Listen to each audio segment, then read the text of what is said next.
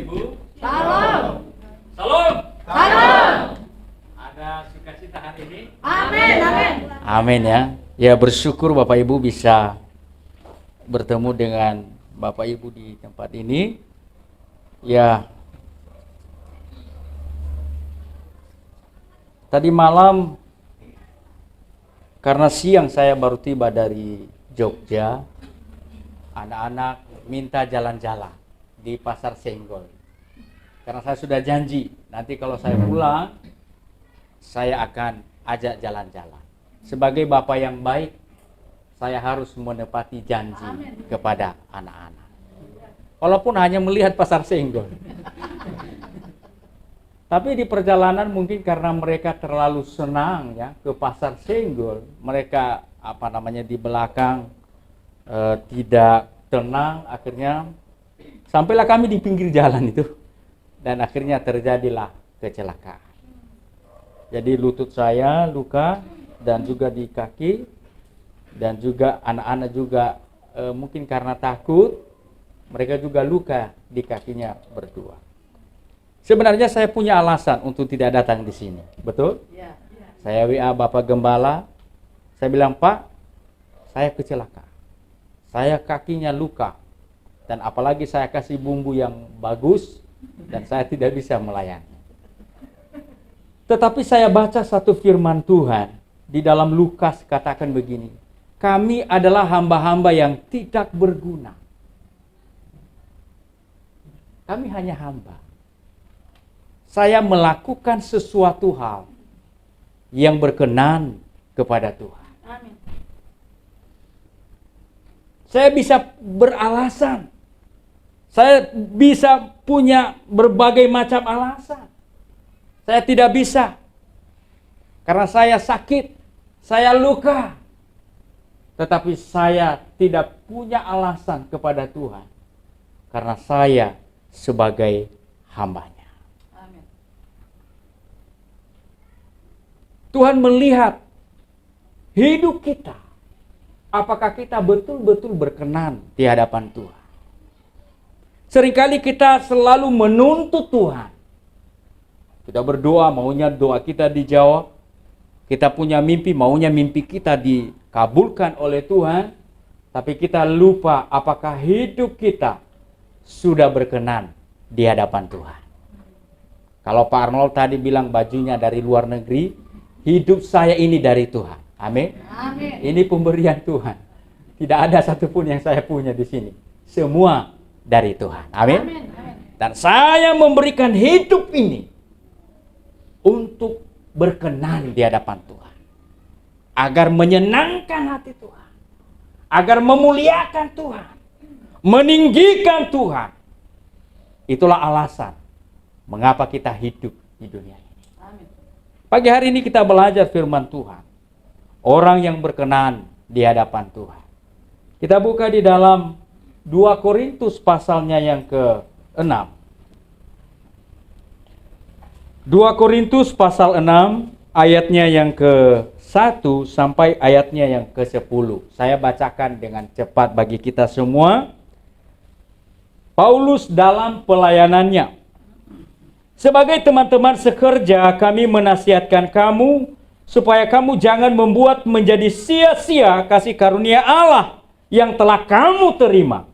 Sebab Allah berfirman, pada waktu aku berkenan, aku akan mendengarkan engkau. Dan pada hari aku menyelamatkan, aku akan menolong engkau. Sesungguhnya, waktu ini adalah waktu perkenanan itu. Sesungguhnya hari ini adalah hari penyelamatan itu. Dalam hal apapun, kami tidak memberi sebab orang tersandung supaya pelayanan kami jangan sampai dicela.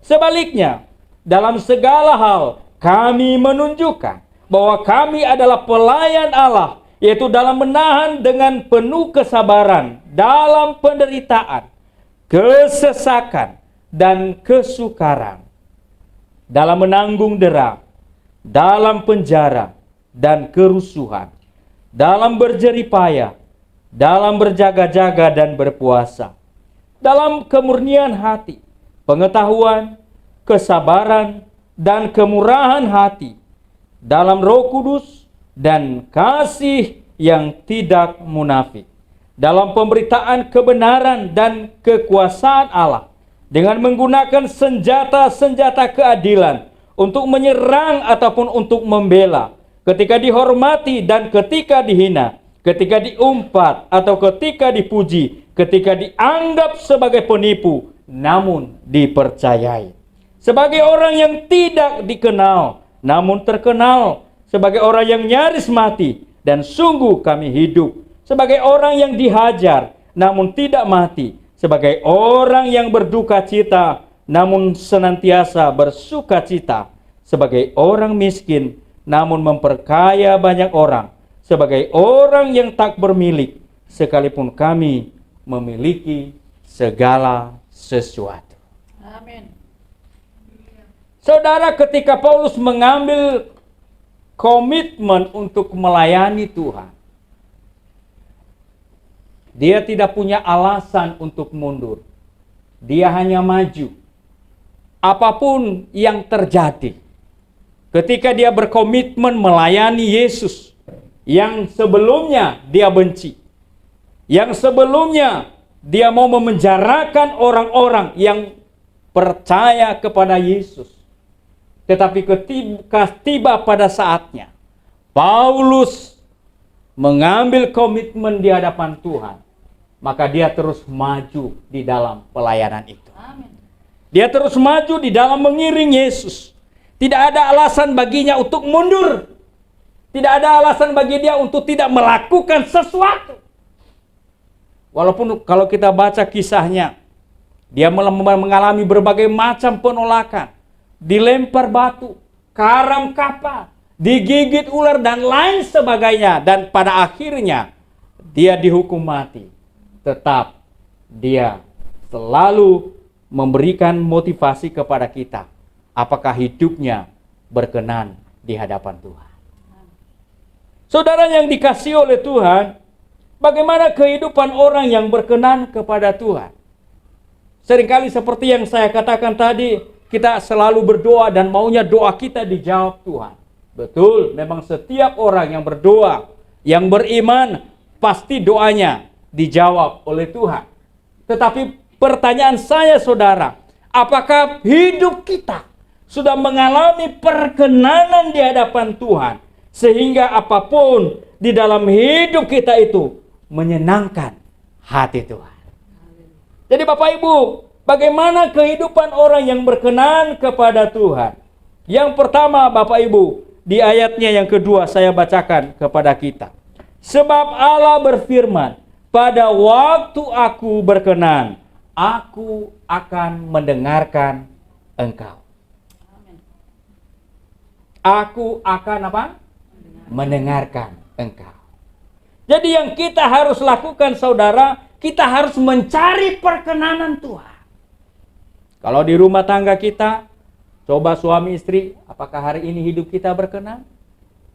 Coba kita berkumpul dengan keluarga kita, apakah hidup kita sudah berkenan di hadapan Tuhan? Sehingga saudara, ketika hidup kita sudah berkenan, maka Tuhan akan mendengarkan setiap seruan kita. Tuhan mendengarkan setiap doa kita. Tuhan mendengar setiap pergumulan kita. Dan Dia akan mendengar. Nah, bukan hanya di situ, saudara. Bukan hanya sekedar mendengar, bukan. Tapi di situ Dia memperhatikan apa yang dibutuhkan. Dia memperhatikan saudara. Dia memperhatikan saya. Apa yang kita butuhkan di dalam permohonan itu. Di dalam doa kita. Dia bukan hanya memperhatikan, dia menyimak itu semua. Dan endingnya saudara, dia menjawab setiap doa-doa kita. Asalkan itu sesuai dengan kebutuhan kita, bukan keinginan kita.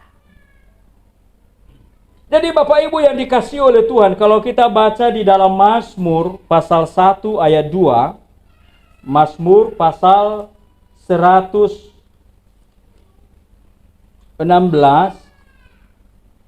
saya bacakan buat kita Bapak Ibu. Firman Tuhan berbunyi demikian.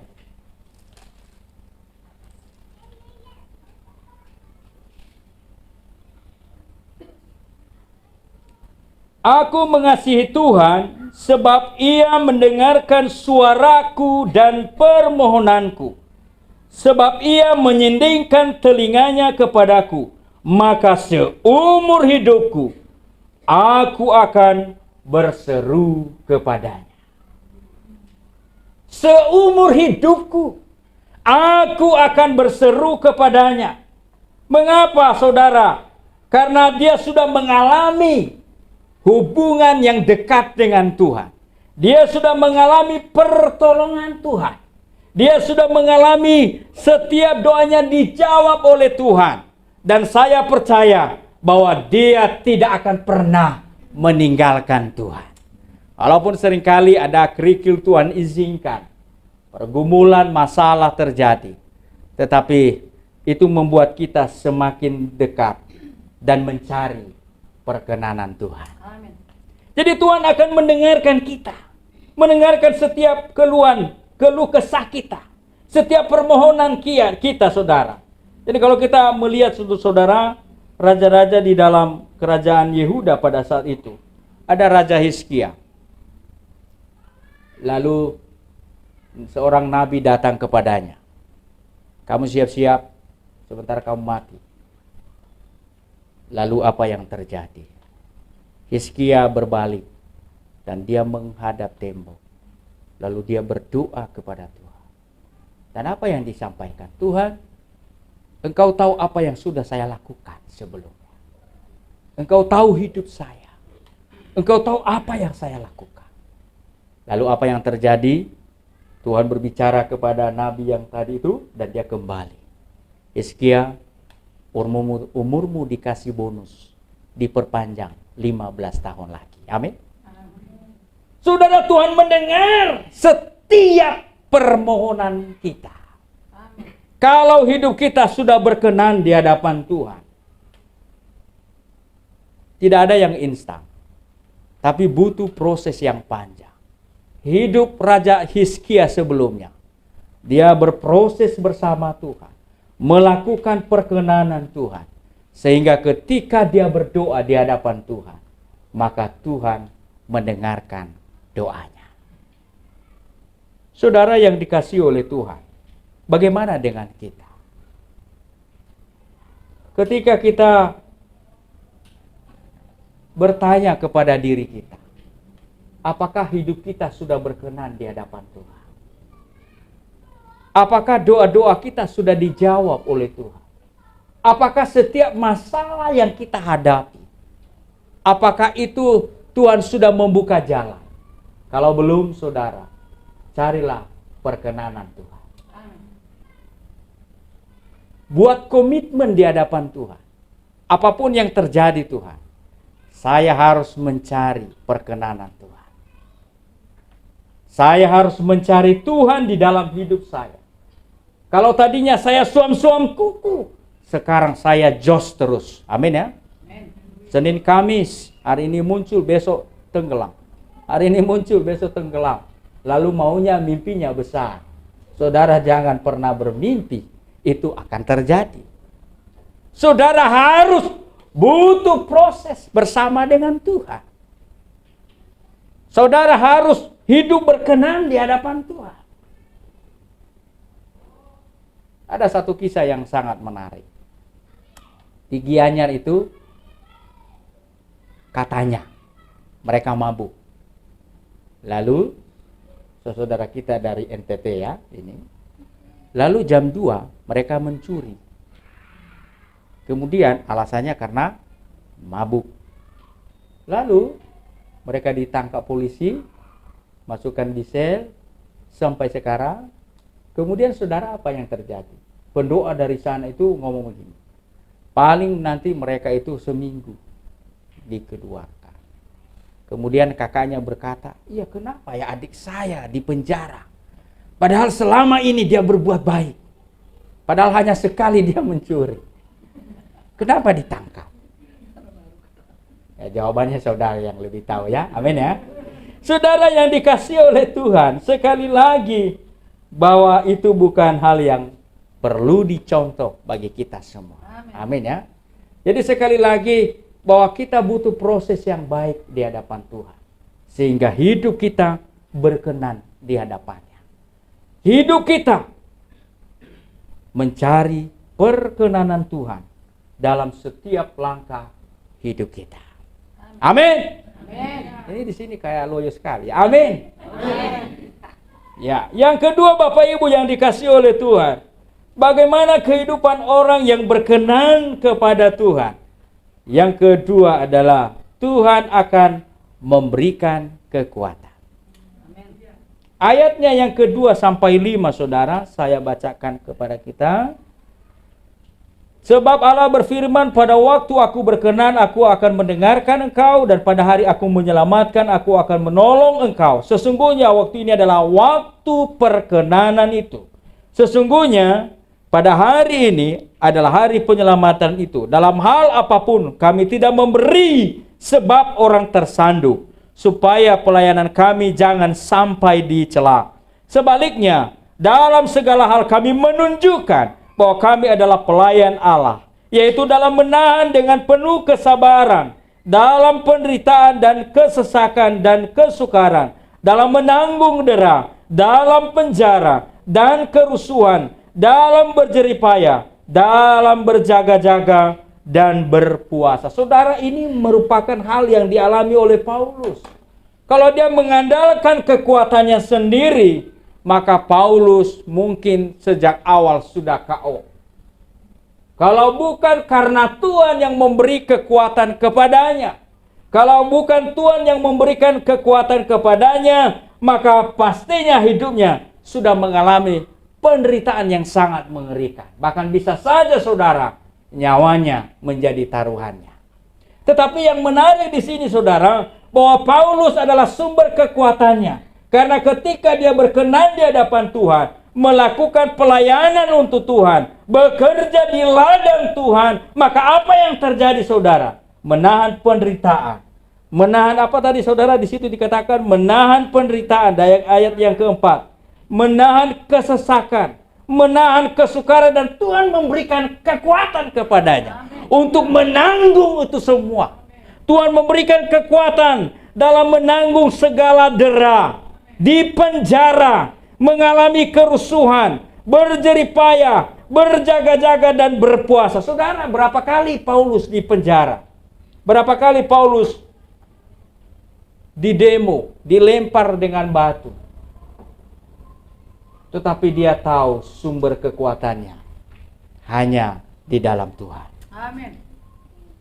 Dia tahu bahwa sumber kekuatannya Tuhan yang memberikan kekuatan kepadanya.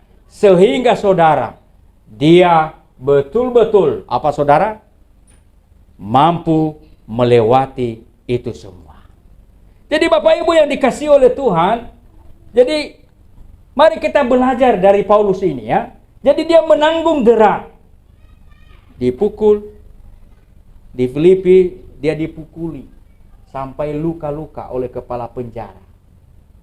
Tapi Tuhan yang menjadi kekuatan Paulus dan Silas.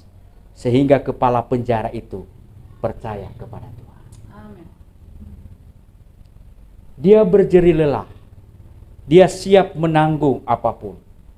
Dia siap menanggung segala masalah, segala pergumulan.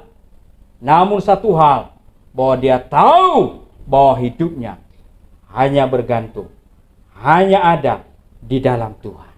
Kekuatan kita, kekuatan Paulus, dia tahu bahwa hanya ada di dalam Tuhan. Kalau kita baca di dalam Yesaya pasalnya yang ke-40 saudara, Yesaya pasal 40 ayatnya yang ke-31, firman Tuhan berbunyi demikian. Yesaya pasal 40 ayatnya yang ke-31. Firman Tuhan begini demikian. Tetapi orang-orang yang menanti-nantikan Tuhan mendapat kekuatan baru. Amin. Mereka seumpama raja wali yang naik terbang dengan kekuatan sayapnya. Mereka berlari dan tidak menjadi lesu. Mereka berjalan dan tidak menjadi lelah. Raja wali ketika dia menghadapi badai, angin, dia tidak menetap, dia terbang lebih tinggi, melampaui masalah itu, melampaui angin itu. Dan dia tahu saudara, bahwa dia memiliki kemampuan seperti itu.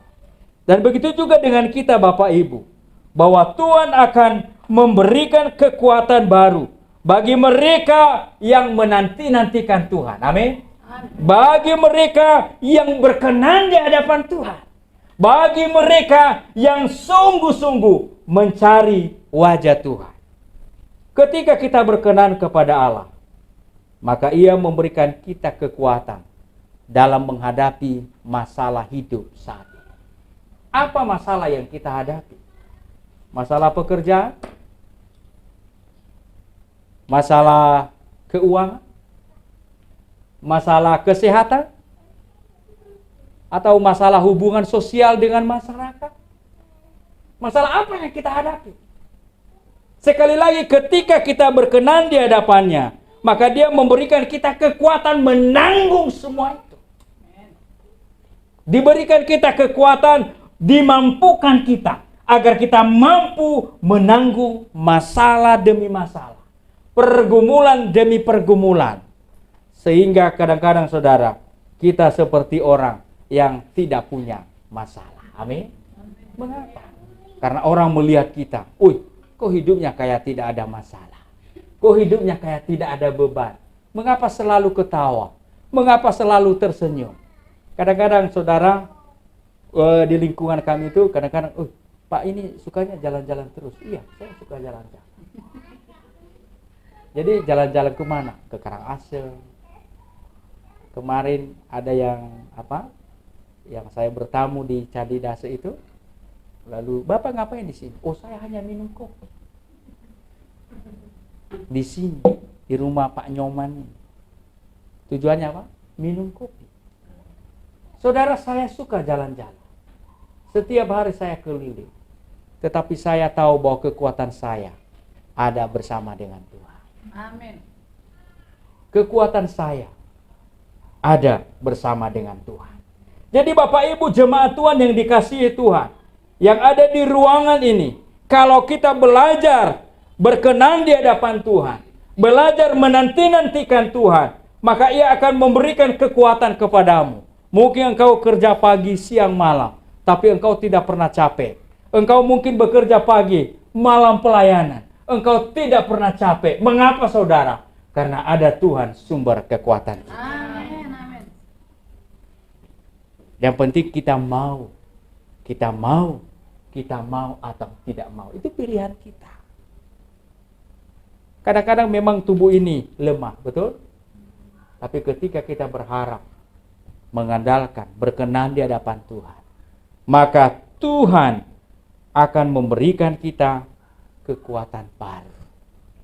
Kekuatan baru. Kita kuat.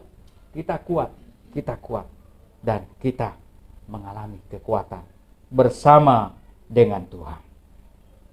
Yang ketiga saudara, kehidupan orang yang berkenan kepada Tuhan. Yang ketiga, Tuhan akan membela mereka. Tuhan akan membela. Tuhan tidak mempermalukan orang-orang yang berkenan di hadapannya.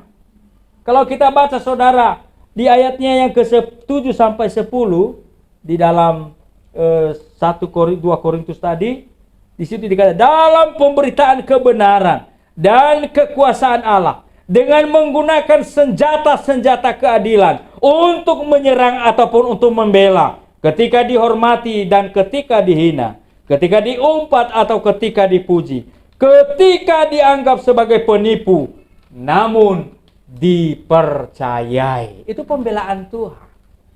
Walaupun saudara di situ dikatakan bahwa mereka betul-betul dihina, diumpat atau dipuji, dibilang sebagai penipu, tetapi satu hal pembelaan Tuhan, bahwa Tuhan mempercayakan pelayanan itu kepada mereka. Tuhan mempercayakan Paulus lebih luas.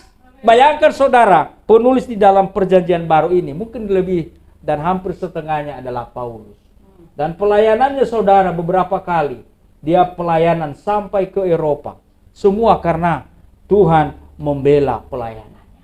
Nah saudara yang dikasih oleh Tuhan, dia tidak menganggap hinaan, deraan, dan juga segala apapun saudara. Tapi dia melihat dan mempercayai bahwa Tuhan yang akan membela hidupnya. Saudara, kita akan dibela oleh Tuhan. Jangan mencari pembelaan sendiri, tapi berikan hal itu kepada Tuhan. Biarlah Tuhan yang berkuasa.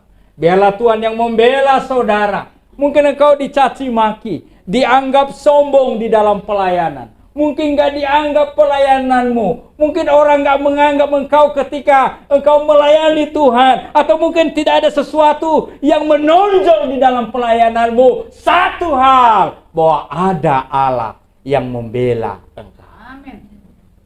Ada Tuhan. Jadi ketika kita melayani Tuhan, bukan dari manusia. Kita perlu pujian, kita perlu kamu hebat, tepuk tangan, karena nyamuk mati karena tepuk tangan bukan. Betul. Bukan kalau nyamuk kamu hebat, nyamuk enggak. Ketika tepuk tangan nyamuk mati. Jangan sampai tepuk tangan orang kita justru mati gitu ya. Saudara yang dikasih oleh Tuhan, sekali lagi cari Tuhan. Haleluya. Karena hanya Dia yang membela engkau. Hanya Dia yang sanggup memberikan pembelaan yang lebih daripada apa yang diberikan oleh manusia. Pembelaan Tuhan ajaib. Pembelaan Tuhan sungguh luar biasa. Pembelaan Tuhan sungguh dahsyat. Satu contoh dalam Alkitab, seorang Yusuf dibenci saudaranya, kemudian dijual di rumah Potifar, kemudian istri Potifar ingin mencari-cari dia dan begitu menjebloskan dia ke dalam penjara. Kemudian saudara, apa yang terjadi? Dua juru minum dan juru raja itu, lalu yang satu mati dan dia memberikan jawaban. Tetapi saudara yang dikasih oleh Tuhan, Yusuf tidak pernah mengeluh. Dia tahu bahwa waktunya Tuhan, bukan waktunya dia. Amin. Waktunya Tuhan membela dia, bukan waktunya Yusuf. Dan apa yang terjadi? Kalau mungkin ya waktu itu juru minum menceritakan kepada raja, mungkin rajanya belum jadi raja waktu itu. Lalu Tuhan menunggu waktu yang pas. Pas Raja Firaun bermimpi. Itulah waktunya Tuhan membela. Walaupun banyak penderitaan yang dia alami. Difitnah, dijual, dijadikan budak. Tetapi dia sabar di dalam derita itu. Dan akhirnya Tuhan membela hidupnya. Tuhan mengangkat dia menjadi Perdana Menteri di Mesir. Amin ya. Nah saudara yang dikasih oleh Tuhan, Paulus mengalami hal itu ya. Sebagai orang yang tidak dikenal, namun terkenal. Sebagai orang yang nyaris mati dan sungguh kami hidup. Sebagai orang yang dihajar, namun tidak mati. Sebagai orang yang berduka cita, namun senantiasa bersuka cita. Sebagai orang miskin, namun memperkaya banyak orang. Sebagai orang tak bermilik, sekalipun kami memiliki segala sesuatu. Walaupun dia tidak punya apa-apa, tapi dia punya Tuhan yang punya segala sesuatu.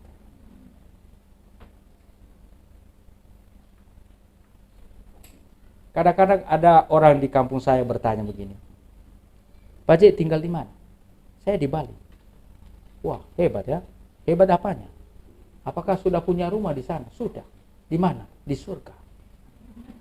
Saudara, kadang-kadang orang luar selalu melihat apa yang kelihatan. Amin. Orang luar selalu menilai dengan apa yang kita punya. Tetapi itu bukan hal yang berkenan di hadapan Tuhan. Jadi saudara yang dikasihi oleh Tuhan, hidup kita akan selalu dibela oleh Tuhan. Amin. Hidup kita akan selalu dijaga oleh Tuhan. Haleluya. Hidup kita pada waktunya akan diangkat oleh Tuhan. Pada waktunya Tuhan. Untuk itu saudara, mari kita selalu mencari perkenanan Tuhan. Ya, mulailah melayani Tuhan di tempat ini. Mulailah melayani Tuhan di komunitas ini. Jangan melihat, oh pelayanan saya kecil, saya belum bisa memimpin pujian. Saya hanya memimpin pujian di rumah tangga saya. Kadang-kadang kuncinya maksudnya ke C. Ya enggak apa-apa. Yang penting mulai dulu. Amin ya. Amin. Jadi nanti Tuhan akan membela ketika engkau sungguh-sungguh, maka Tuhan akan perlahan-lahan akan mengangkat engkau. Tuhan akan mengangkat terus. Yang penting Anda mau melayani Tuhan. Amin.